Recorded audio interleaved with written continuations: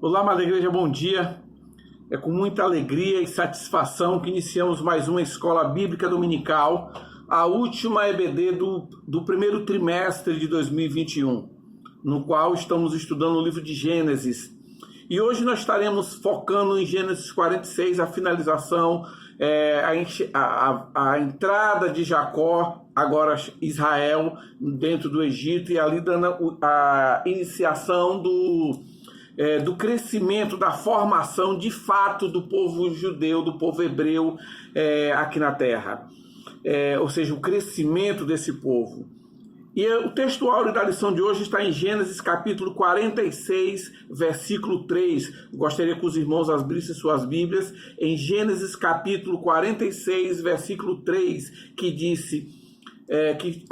que fala: E disse, eu sou Deus, o Deus de teu pai, não temas descer ao Egito, porque eu te farei ali uma grande nação. Então isso é Deus falando com Jacó, agora Israel, para ele não temer a sua vinda para o Egito a encontrar o seu filho José, que agora é o administrador, é o governador do Egito. É como se o Egito vivesse um sistema de monarquia parlamentarista, como acontece, por exemplo, na Inglaterra. Ou seja, existia o rei, que era Faraó, e José estava abaixo do rei, que era uma espécie de primeiro-ministro. José que comandava o Egito, cargo esse que foi dado pelo próprio Faraó.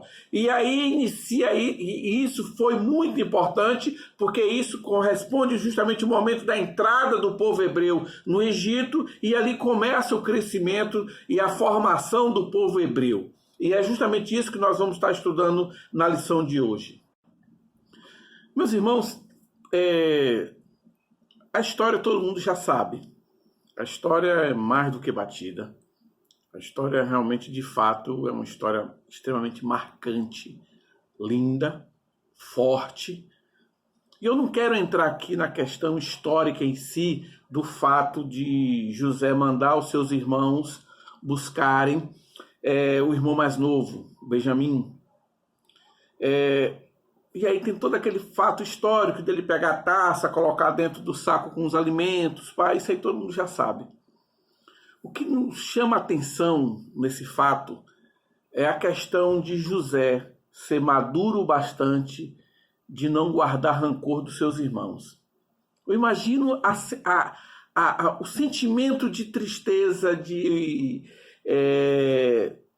saudade, de tudo que José reconhece que aqueles são seus irmãos, os quais não não reconheceram José.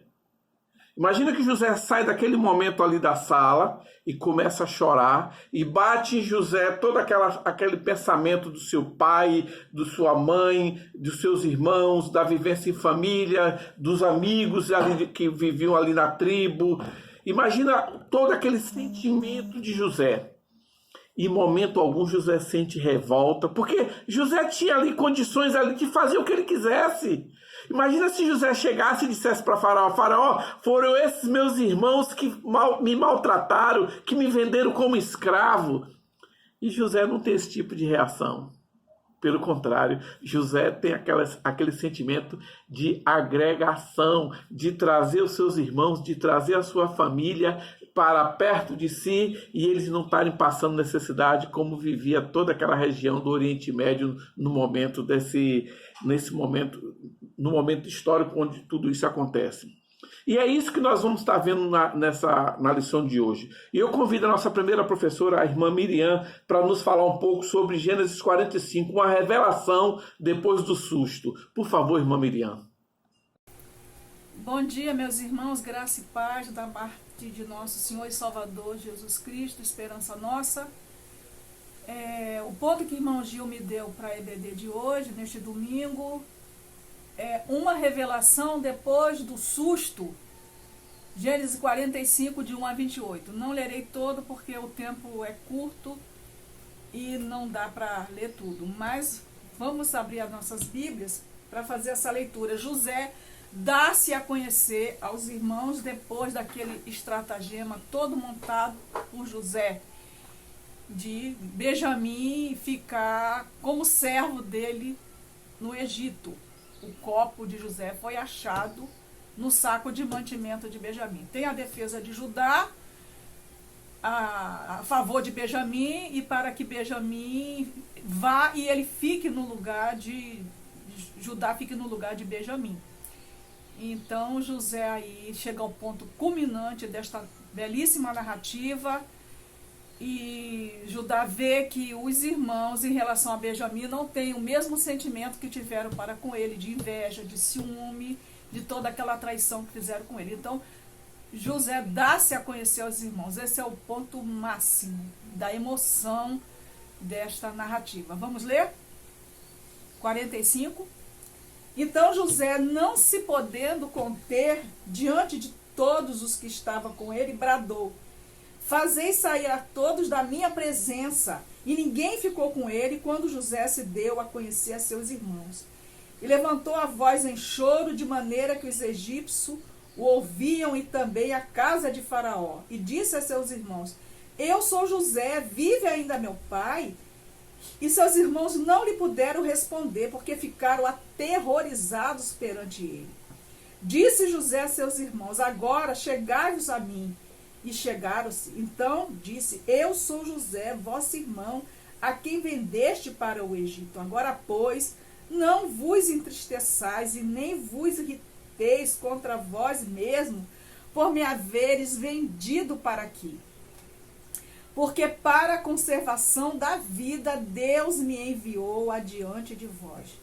Porque já houve 2 anos de fome na terra, e ainda restam 5 anos em que não haverá lavoura e nem colheita. Deus me enviou adiante de vós para conservar vossa sucessão na terra e para vos preservar a vida por um grande livramento. Assim, não foste vós que me enviaste para cá, e sim Deus que me pôs por pai de Faraó e senhor de toda a sua casa e como governador em toda a terra do Egito. Apressai-vos, subi a meu pai, e diz-lhes: assim manda dizer teu filho José: Deus me pôs por senhor em toda a terra do Egito. Desce a mim, não te demores. Habitarás na terra de Gósen, e estarás perto de mim, tu, teus filhos, os filhos de teus filhos, os teus rebanhos, o teu gado e tudo quanto tens. Aí te sustentarei, porque ainda haverá 5 anos de fome, para que não te empobreças, tu e a tua casa e tudo o que tens. Eis que vede por vós mesmos, e meu irmão Benjamim vê também, que sou eu mesmo quem vos fala. Anunciai a meu pai toda a minha glória no Egito, e tudo o que tendes vistos, apressai-vos e fazei descer meu pai para aqui. E lançando-se ao pescoço de Benjamim, seu irmão chorou, e abraçado com ele chorou também Benjamim. José beijou a todos os seus irmãos e chorou sobre eles, e depois seus irmãos falaram com ele. Cena emocionante, ponto máximo desta nossa narrativa que temos acompanhado, nesse estudo dessa lição preciosa de José. Era um rapaz que tinha um espírito excelente. Aonde ele chegava, José abençoava. Na casa de Potifar, o que sua mão fazia, prosperava. E, acompanhando toda essa lição, a gente chega nesse ponto culminante desta narrativa. Quem conhece os caminhos do Senhor? Ó profundidade da riqueza e do conhecimento de Deus. Não é isso? Então a gente vê como que a história se desenrola. Vamos continuar na lição e vendo que o Senhor conduz todas as coisas. Eu tenho um comentário bíblico aqui que eu guardo comigo com muito carinho, de pastor Antônio Neves de Mesquita. Ele foi professor, inclusive, do nosso amado pastor Walter. Falando a respeito dessa saga de José no Egito. Os capítulos de 39 a 46 podem ser classificados como a história de providência na vida de um homem. os que não compreendem o porquê de muitas coisas em suas vidas e os que não creem que todas as coisas contribuem para o bem daqueles que amam a Deus e que são chamados segundo o seu propósito, deve ler essa história.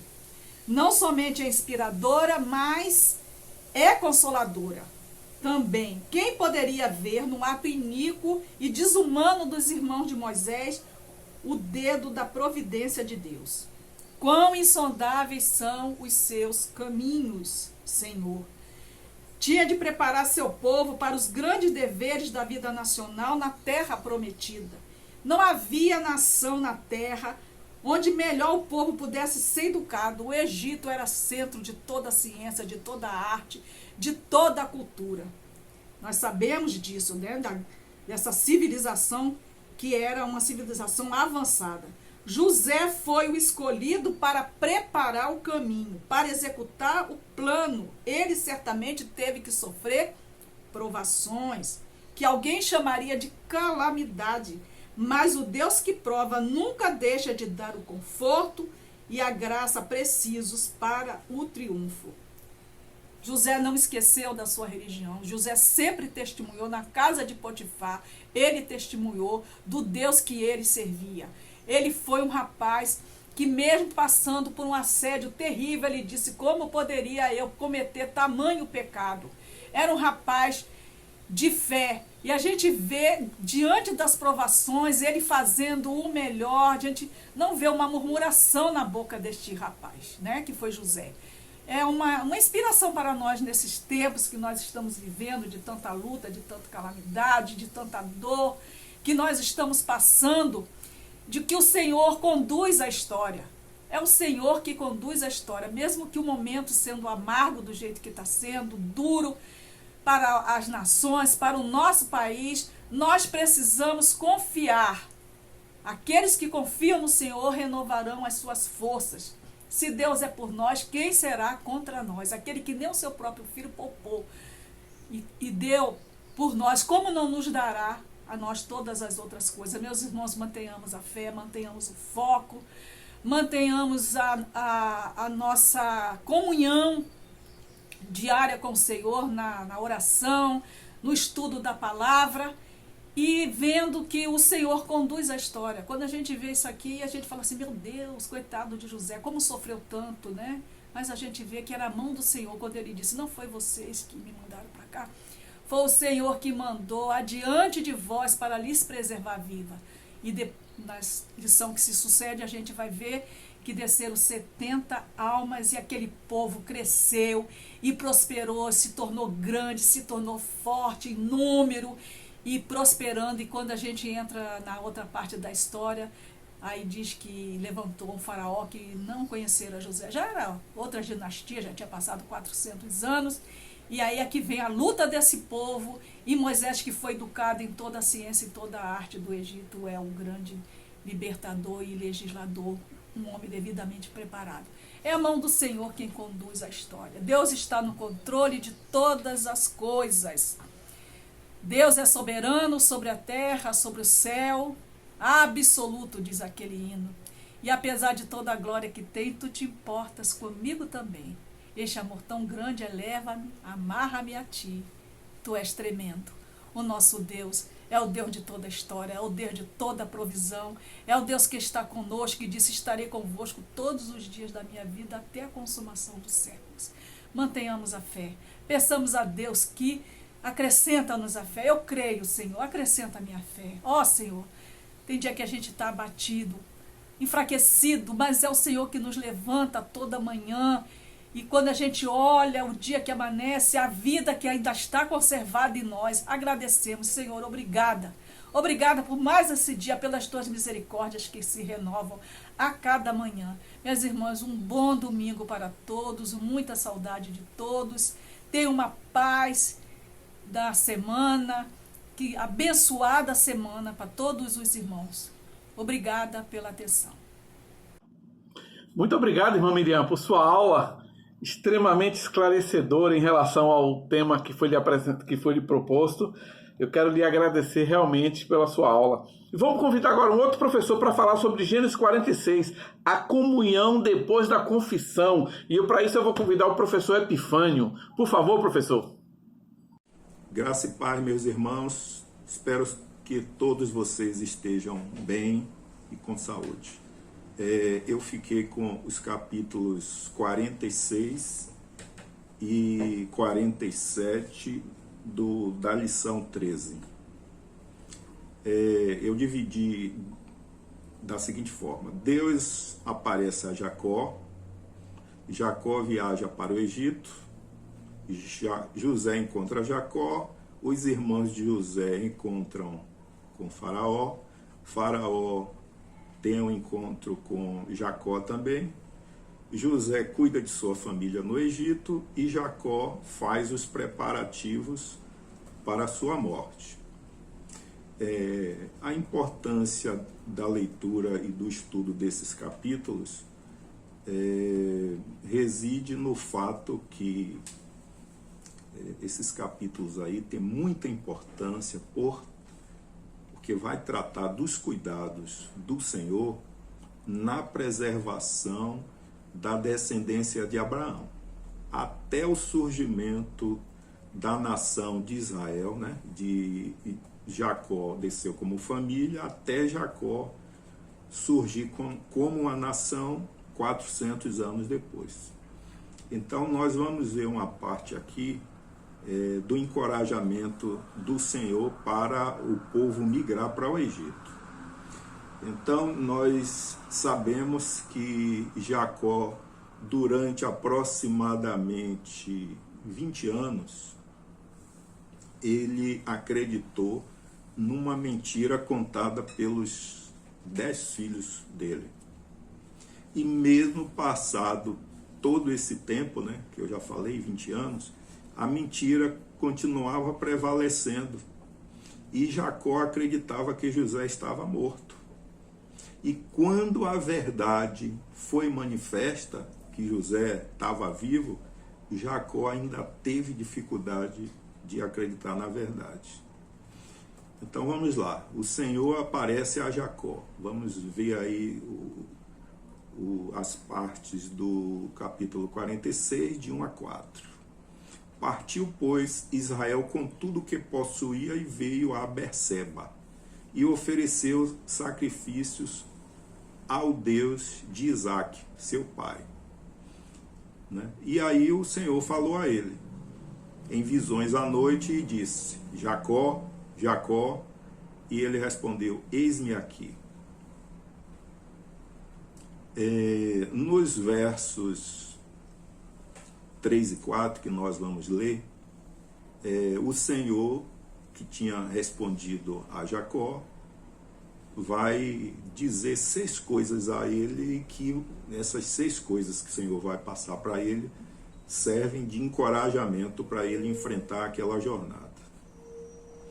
O Senhor diz para ele, primeiro: eu sou o Deus de teu pai.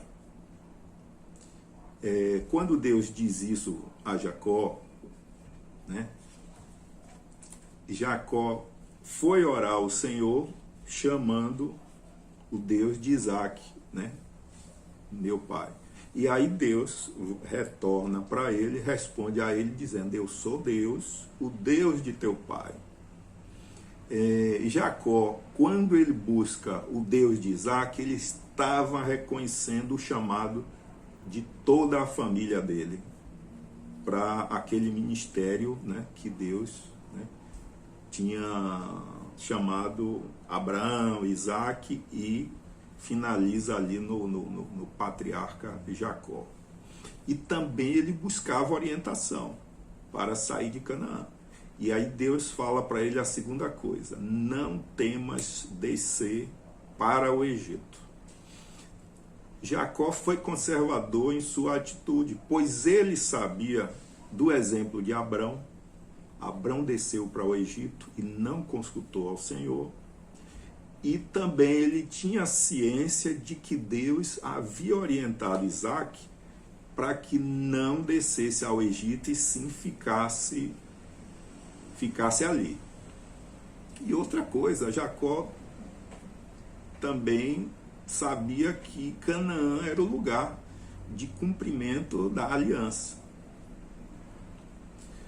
Então, Deus se manifesta a Jacó aqui, nessa leitura, pela sexta vez, para assegurar a ele que essa mudança, essa migração estava em harmonia com a sua vontade, tanto para Jacó quanto para a família dele.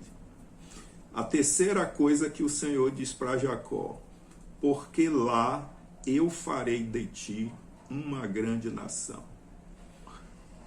Pela leitura de Gênesis 45, a proposta de José era que eles ficassem no Egito até a fome passar. Mas o projeto do Senhor era para fazer de Jacó uma grande nação. E por causa da desconsideração dos egípcios pelo ofício pastoril, a família de Jacó não corria risco de sofrer uma aculturação na sociedade egípcia, pois ficariam separados. Importante é destacar que eles já estavam absorvendo os hábitos da cultura de Canaã. De uma forma semelhante, os crentes em Jesus estão no mundo, mas não podem absorver a cultura do mundo, pois o crente não é desse mundo. A Bíblia diz em Filipenses que os crentes são astros no mundo, retendo a palavra da vida. A quarta coisa que Jacó recebeu como orientação, incentivo da parte de Deus: eu descerei contigo para o Egito. Embora Jacó estivesse deixando a terra da promessa, ele estava na presença de Deus.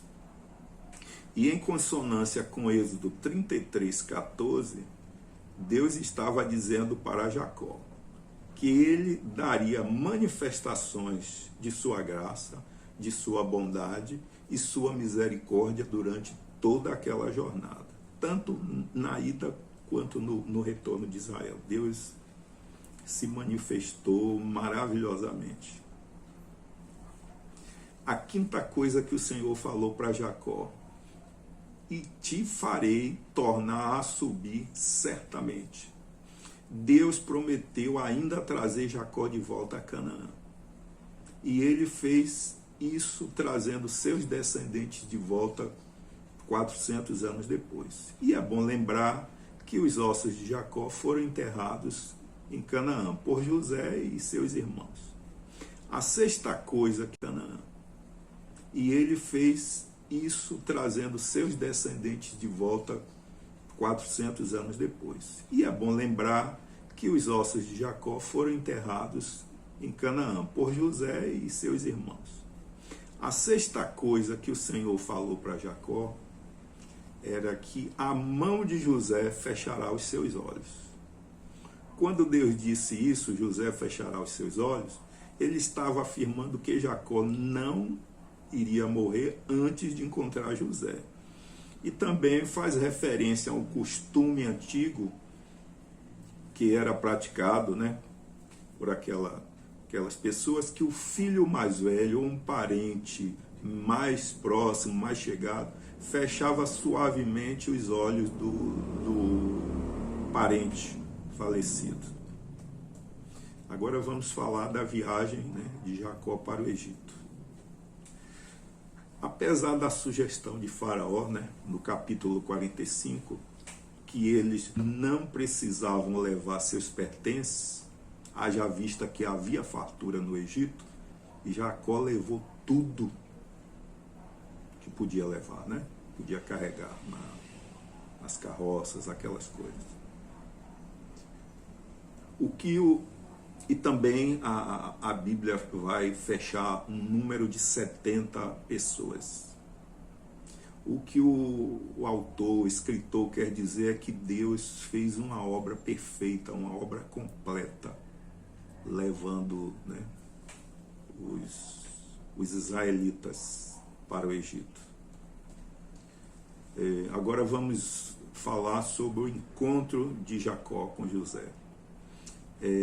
Jacó enviou à frente do grupo Judá, para que Judá estivesse com José e obtivesse orientação acerca local, né, mais propício para montar acampamento e coisas correlatas. Antes, né, Jacó pensava que fosse descer à sepultura com tristezas. Porém, quando viu José e todo o cuidado de Deus, ele ficou tão alegre que disse: já posso morrer, pois já vi o teu rosto e ainda vives. E a gente sabe, pela leitura, né, do restante das Escrituras, que o Senhor acrescentou mais 17 anos de vida a Jacó. Mesmo sabendo, né, tá nessa parte aqui de José encontra Jacó, Jacó encontra, né, nesse capítulo aí, eu estou fechando o capítulo 46, mesmo sabendo que a profissão dos seus irmãos era uma abominação para os egípcios, Jacó incentivou que toda a família fosse completamente honesta e verdadeira para com Faraó, né? Que eles eram acostumados a mentir, né?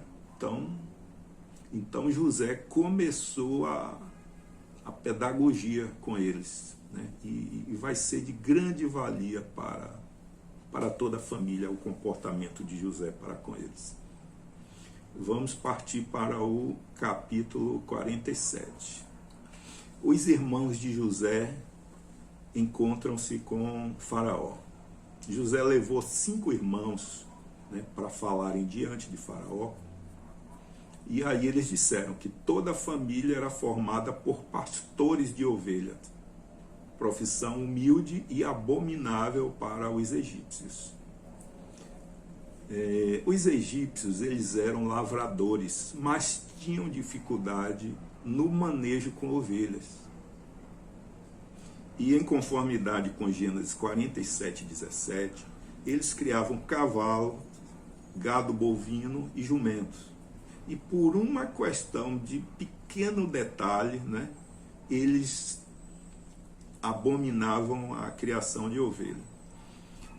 Porque a ovelha, ela tem uma tendência a pastar mais perto do solo, em busca de fibras, e estraga o pasto para que o gado não possa pastar nele. Então, né, a gente conclui que sem um manejo correto, bovinos e ovinos, por natureza, não são compatíveis. Mas tinha um know-how aí, tinha um conhecimento que a família de Jacó dominava. Então eles sabiam manejar bem aí, isso aí. A outra parte do capítulo 47 é Jacó tendo o encontro com Faraó. José levou seu pai para falar com o rei, né, o governante do Egito. Quando Faraó questionou Jacó, ele disse que tinha 130 anos. Depois ele descreveu a sua vida como poucos e maus, né? O que era que ele queria dizer com poucos? É que a vida dele, né, até ali era mais curta, né? Ele viveu menos do que seu pai Isaac e seu avô Abrão. E quando ele disse que eram maus os dias, significa que Jacó sofreu muitas aflições em comparação com Abrão e Isaac. Também Jacó descreveu a sua vida como uma peregrinação. Provavelmente ele quis fazer referência a que ele nunca teve um lar permanente. E a carta aos Hebreus, no capítulo 11, 13, diz, né, e confessando que eram estrangeiros e peregrinos sobre a terra. Né? A família patriarcal, né, confessavam que não tinha uma terra, né, não tinha uma habitação aqui, mas esperavam uma habitação nos céus. E outra coisa interessante é que no encontro, Jacó que abençoa o faraó. E Hebreus 7,7 diz, aquele que dá a bênção é sempre o maior e não o menor. A outra parte do capítulo 47 é que José estabeleceu a família, né, de Jacó em Goshen, que mais tarde ficou conhecida como Ramsés. José providenciou que a família de Jacó, que todos eles tivessem bastante comida durante aquele período de fome. Ele providenciou cuidadosamente a segregação, a separação do seu povo, o que, sem dúvida, fazia parte do propósito divino. Ele, né, ele contando a verdade, né, ele se encarregou de dizer que os seus familiares eram pastores de ovelha, e isso garantiu que a família ficasse totalmente separada, né, dos egípcios e de outros povos, porque a Bíblia diz que todo pastor é uma abominação para os egípcios. A parte final, Jacó faz preparativos para a sua morte. Jacó pede a José que o seu corpo seja sepultado na terra de Canaã. José prontamente promete cumprir o desejo de Jacó. Nós já vimos antes, né? Se somente ao encontrar José, Jacó ficou tão feliz, ainda mais agora que José promete cumprir o último desejo de Jacó. Pelo que nós lemos nas Escrituras, o comportamento deletério de Rúben, a traição de Simeão e Levi, a mentira organizada pelos 10 irmãos, afligiu por aproximadamente 2 décadas aquela família que já era problemática, disfuncional, mas Deus, em sua maravilhosa graça, operou através da vida de José. José foi uma bênção, não só para aquela família, José foi uma bênção para o mundo daquela época. E com isso ele afastou todos aqueles costumes devastadores, de tal forma que em Goshen eles passaram a se reunir como uma unidade familiar genuína. E nós todos sabemos que Jacó pensava que José já tinha morrido. E durante aproximadamente 20 anos, ele amargou muita tristeza. Mas o ressurgimento de José fez com que Jacó morresse em paz. De uma forma análoga, a ressurreição do Senhor Jesus permite que os fiéis, os crentes, possam enfrentar a morte com muita coragem e esperança. Então, eu digo a vocês, creiam, depositem toda a confiança na providência de Deus e que o Senhor continue a derramar bênçãos sobre todo o seu povo. Amém. Muito obrigado, pastor Epifânio. E agora nós vamos para uma outra professora, a irmã Laís, vai nos falar um pouco sobre Gênesis 48, a promessa de bênção e a bênção da promessa. Por favor, professora Laís, nos fale um pouco sobre isso. Bom dia, irmãos, graça e paz. É um prazer para mim estar aqui novamente, para juntos aprendermos um pouco mais sobre a palavra do nosso Deus. E o tópico no qual me coube foi o tópico de a bênção da promessa, que se encontra no capítulo de Gênesis 48. Isso, Gênesis 48. E no capítulo 47, irmãos, a gente viu Israel se apresentando a Faraó, a gente viu ele abençoando a sua vida, a gente viu a administração de José durante aqueles 5 anos restantes de crise, de fome, que ainda haveria no mundo, né? E aqui no capítulo 48, vai ser o capítulo que vai nos relatar a bênção de Jacó, né? Sobre José e sobre os seus 2 filhos, Manassés e Efraim. E a gente também vai ver que, mais uma vez, na família da aliança, não é o primogênito que recebe a bênção, né? E sim o irmão mais novo. Vamos lá. Passadas essas coisas, disseram a José: teu pai está enfermo. Então José tomou consigo os seus 12 filhos, Manassés e Efraim. Aqui está escrito porque é de acordo com a ordem de nascimento. E avisaram a Jacó: eis que José, teu filho, vem ter contigo. Esforçou-se Israel e se assentou no leito. Então, irmãos, a gente percebe aqui, Jacó, ele se esforça para sentar. A Bíblia, não nos conta o porquê que ele adoeceu, qual era a sua enfermidade. Mas a gente também precisa lembrar que Jacó já era um homem idoso, ele tinha 147 anos. Né? Disse Jacó a José: o Deus Todo-Poderoso me apareceu em Luz, que é Betel, né? Na terra de Canaã, e me abençoou, e me disse: eis que te farei fecundo e te multiplicarei, e te tornarei multidão de povos, e a tua descendência darei esta terra, né? A terra prometida, a terra de Canaã, em possessão perpétua. Então, a gente vê que Jacó, ele começa a falar da bênção que ele havia recebido, e ele explica, né, o porquê que ele vai abençoar José, que quem receberia essa bênção seria os 2 filhos, mas ele abençoa José de uma maneira tão grande, uma bênção tão maravilhosa, porque ele havia recebido essa bênção, né, irmãos? E essa promessa, ela acompanha desde Abraão, Isaac, Jacó, e agora Jacó, ele está passando lá para frente, né? E a gente vai ver aqui, Deus fala, né, te tornarei multidão de povos.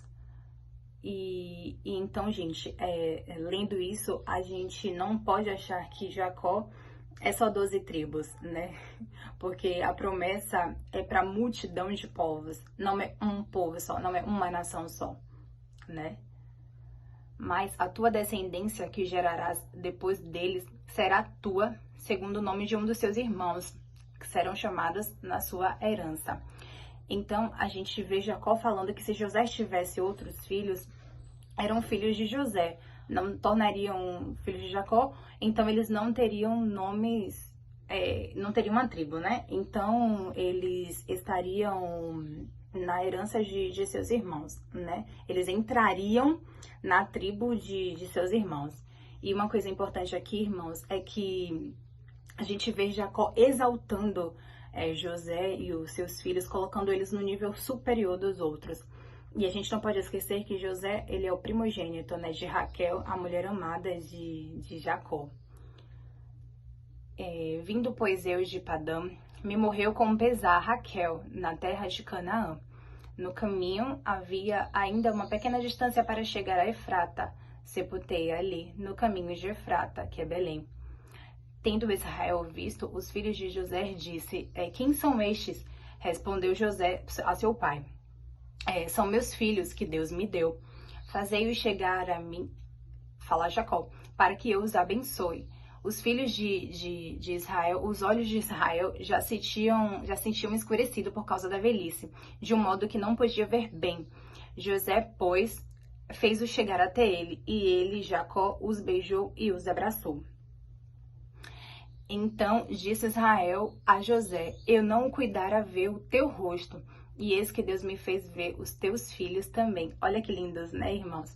E José, tirando dentre os joelhos do teu pai, inclinou-se à terra diante da tua face.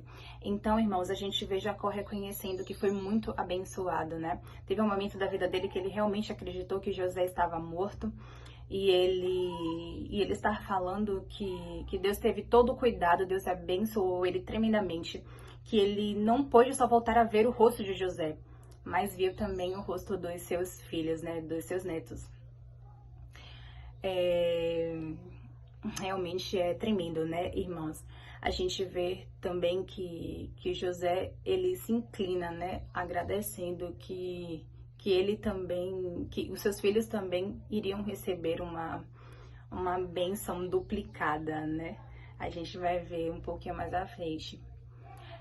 Depois tomou José ambos, a Efraim, na mão direita, e à esquerda de Israel, a Manassés, à esquerda, à direita de Israel, e fez-o chegar a ele. Então a gente vê José pegando, né, a Efraim na sua mão direita, que é o mais novo, e colocaria na mão esquerda do seu pai, né? E pegando o mais velho Manassés à sua mão esquerda e entregando a sua mão direita do seu pai, né? Mas Israel estendeu a mão direita sobre a cabeça de Efraim, que era o mais novo, e a mão esquerda sobre a cabeça de Manassés, cruzando assim as mãos. Não obstante ser Manassés o primogênito, então a gente vê aqui Jacó cruzando as mãos, né? Então a gente vê mais uma vez, né, a família da aliança abençoando o mais novo e não o mais velho. Apesar da gente já ter visto que o mais velho era Rúben, mas a gente viu que Jacó colocou Efraim e Manassés antes de Rúben e Simeão, né? A gente viu que isso aconteceu com Ismael, Isaac, Jacó, e agora está acontecendo novamente, né? E abençoou José, dizendo: o Deus em cuja presença Abraão e Isaac, o Deus que me sustentou durante a minha vida até este dia, o anjo que me tem livrado de todo mal, abençoe estes rapazes. Seja neles chamado o meu nome e o nome dos meus pais, Abraão e Isaque, e cresçam em multidão no meio da terra. Então a gente vê aqui Jacó se lembrando de como Deus o abençoou, e ele acreditando de todo o coração de que Deus ele iria abençoar também os seus descendentes, né? E a gente vê que Israel, ele fala que ele será o primogênito, né? Que Efraim poderá também ser chamado de Israel. Uma coisa interessante aqui, irmãos, é que no final do versículo 16, a gente lê assim: e cresçam em multidão no meio da terra. Mas tem algumas traduções que falam: multipliquem-se como peixes e no meio das multidões. Eu acho que é assim. E essas coisas, irmãos, elas são faladas por Jacó como essas bênçãos, elas são proclamadas, né, ministradas, porque essa porção de bênçãos, né, com as mãos cruzadas. Então, ele está realmente abençoando muito a Efraim, como sendo o primogênito, né? E uma coisa importante é que Manassés significa faz lembrar. E Efraim significa duplamente frutificado, né? Então a gente vê ele recebendo essa porção dupla de bênção, né? Vendo José que o seu pai pusera a mão direita sobre a cabeça de Efraim, foi isso desagradável, e tomou a mão de seu pai para mudar a cabeça de Efraim para a cabeça de Manassés. E disse José ao seu pai: como assim, meu pai? Pois o primogênito é este. Põe a mão direita sobre a cabeça dele. Então a gente vê aqui, né, José tentando interferir, tentando arrumar a mão de Jacó, né, para abençoar ao seu primogênito, que é Manassés, né? Mas seu pai o recusou e disse: eu sei, meu filho, eu sei. Ele também será um povo. Ele também será grande. Contudo, seu irmão menor, Efraim, será maior do que ele, e a sua descendência será uma multidão de nações. Olha isso, né? A gente vê Jacó passando Efraim na frente de Manassés. E uma coisa que a gente pode fazer uma analogia aqui é a mensagem da cruz, né? Quando Jacó, ele cruza as mãos, né? Ele fez uma cruz. E a gente vê que ele está passando uma mensagem. E essa mensagem é que esses meninos, eles nascidos no Egito, agora são uma nova criatura. Eles não são mais filhos de Safenate Panem, que era o nome egípcio de José. Eles não são filhos de Asenate, a mulher egípcia. Eles são agora filhos de Jacó, são descendentes de Abraão. E nós, gentios, depois do sacrifício de Jesus na cruz, né, claro, da fé que a gente tem em Cristo Jesus, nós nos tornamos uma nova criatura nele. Nós, pela fé, nós nos tornamos filhos de Abraão. E a gente vê aqui, nesse finalzinho, a sua descendência será multidão de nações. Então, a descendência de Efraim não se tornaria apenas uma tribo de Israel, né? Porque Deus, ele havia prometido que seria uma multidão de nações, né? E a gente vê também que Efraim, ele vai crescer, ele vai se multiplicar, tanto que ela vai se espalhar pelas nações. E dessa forma, através dos profetas, ele promete que pegaria Efraim e espalharia no meio das nações, no meio dos povos. Mas também através dos profetas, Deus, ele promete que restabeleceria o tabernáculo de Davi. O tabernáculo de Davi são todas as tribos, né? E a gente vê que Jacó, ele não poderia ser apenas uma nação, né? E Deus, ele faz essa multidão de nações através dele, né?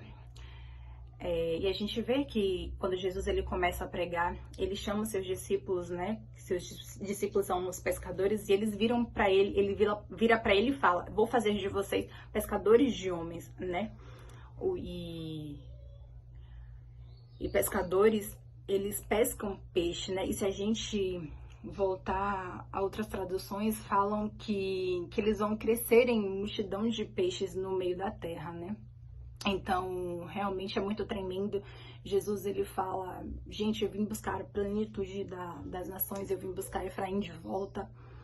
E a gente vê Jesus falando que pesca os homens que creem, né? Vou trazer eles de volta. E isso é no plano espiritual, não tem nada a ver com carne, não tem nada a ver com DNA, não tem nada a ver com isso. É pela fé que nós nos tornamos filhos de Abraão, né?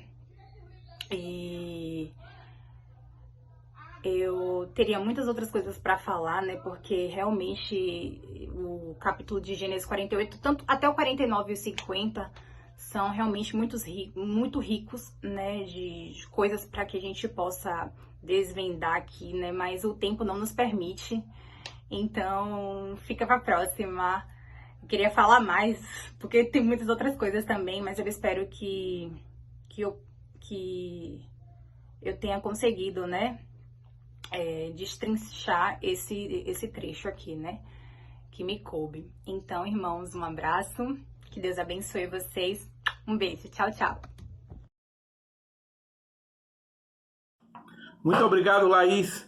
E agora, para finalizar, nós teremos uma outra professora para falar sobre quais as aplicações do que nós vimos nessa lição de hoje, de Gênesis de 44 a 50, quais seriam as aplicações dessa lição de hoje para a nossa vida, para os dias atuais. E para isso eu convido a nossa querida irmã Tereza Barbosa.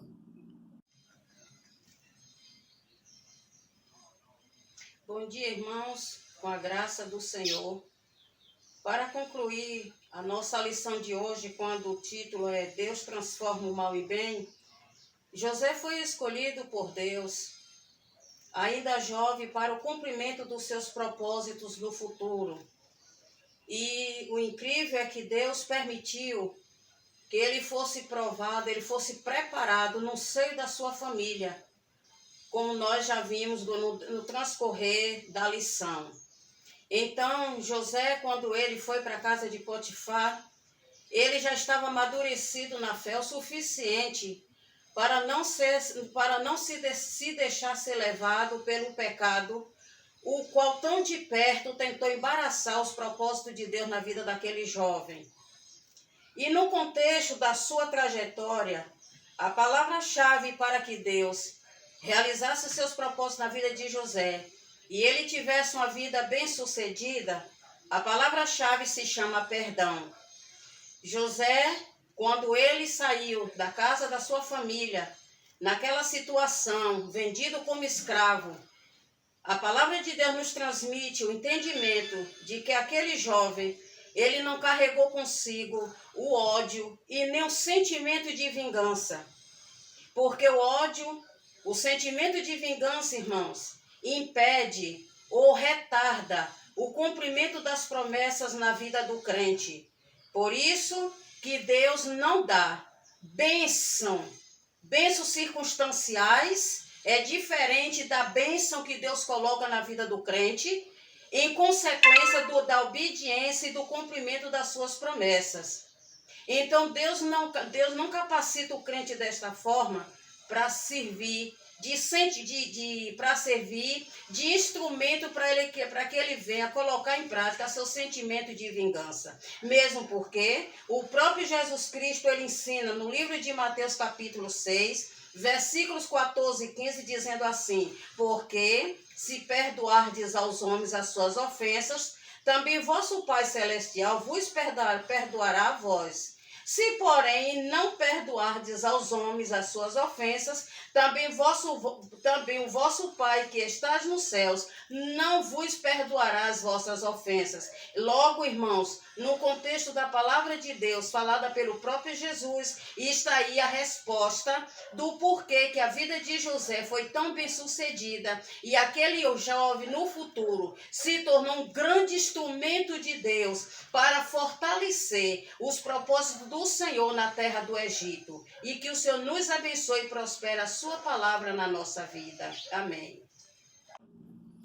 Muito obrigado, irmã Tereza. E é isso aí, irmãos. E assim terminamos mais uma vez, mais um trimestre do livro de Gênesis.